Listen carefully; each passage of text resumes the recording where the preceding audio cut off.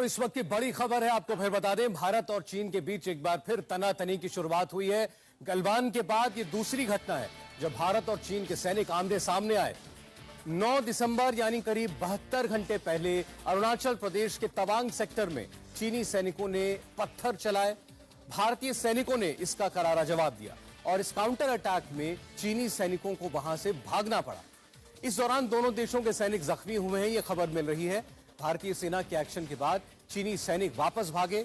इसके बाद अगले दिन 10 दिसंबर को तवांग सेक्टर में शांति बनी रही। 11 दिसंबर को चीनी पीएलए के सैनिक लेकिन एक बार फिर से आए। इस बार उनकी संख्या पहले से ज्यादा थी।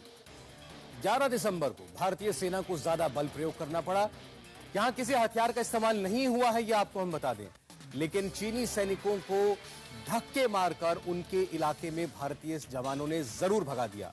और 12 तारीख को यानी कि आज एक फ्लैग मीटिंग हुई है।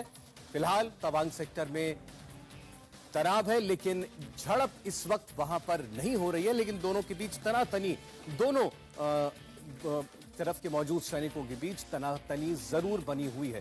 तो 3 दिन तक लगातार ये घटनाक्रम चला है। 9 तारीख को इसकी शुरुआत हुई थी जब चीनी सैनिक पहुंचे और उन्होंने सबसे पहले पत्थरबाजी की। मनीष प्रसाद हमारे डिफेंस एडिटर आपको इस खबर के बारे में और तफसील से बता रहे हैं। मनीष, जरा इस वक्त का अपडेट आप दे दीजिए, इस वक्त वहां क्या परिस्थिति बनी हुई है?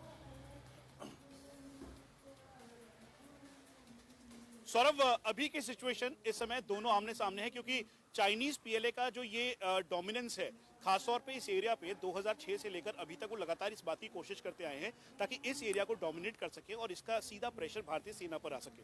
लेकिन अभी की सिचुएशन में जब ये फ्लैग मीटिंग हुई और भारतीय सेना ने चाइनीज पीएलए को पीछे की तरफ खदेड़ा, उनके कुल मिला के 50 से 60 उस समय जो चाइनीज पीएलए के जवान और ऑफिसर्स, जो उनके सीनियर कर्नल रैंक ऑफिसर थे, वो भी वहां पे मौजूद थे।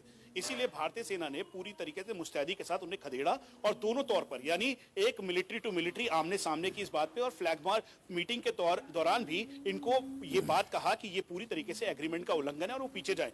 अभी की सिचुएशन, दोनों अपनी अपनी यूनिटों में है, अपने अपने पीछे की तरफ एरिया है, लेकिन इस एरिया की मॉनिटरिंग की जा रही है, क्योंकि पहले आपको ध्यान होगा, पहले इन्हीं एरियाज में आकर चाइनीज पीएलए, चाइना या फिर चाइनीज पीएलए का फ्लैग या फिर कुछ ना कुछ अपना सामान एरिया डोमिनेट करने की वजह से वो छोड़ के जाते थे। लेकिन इस बार उन्होंने ऐसा कुछ भी नहीं किया।